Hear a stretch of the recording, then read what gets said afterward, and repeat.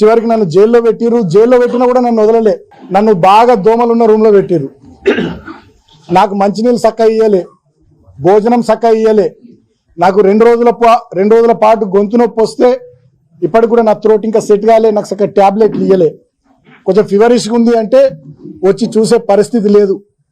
ట్యాబ్లెట్లు ఇవ్వరు, డాక్టర్లు వచ్చి చూడరు. మొత్తం దోమలు. మేము 7-8 మంది ఆ రూమ్లు ఉంటే 100-150 దోమలు. అంటే కావాలని చెప్పి మాకు రిస్ట్రిక్షన్స్, నువ్వు గిన్నెనే తిరగాలి, ఇగో గిదే బ్యారెకు, బయటకు పోవద్దు, న్యూస్ పేపర్లు ఇయ్యరు, పుస్తకాలు తెప్పించుకుంటామంటే దానికి కోర్టు నుంచి పర్మిషన్ కావాలంటారు. చలి బాగా పెడుతుంది, ఇబ్బంది అవుతుంది అంటే దుప్పట్లు ఇయ్యరు. మా శ్రీకాంత్ అని మా అడ్వకేట్ ఒక 3 రోజుల తర్వాత పాపం ఆయన పోరాటం చేసి నేను కప్పుకోవడానికి కూడా దుప్పటి, దానికోసం మా ఆదిలాబాద్ చెందినటువంటి శ్రీకాంత్ అనే అడ్వకేటు 3 రోజులు ఫైట్ చేయాల్సి వచ్చింది.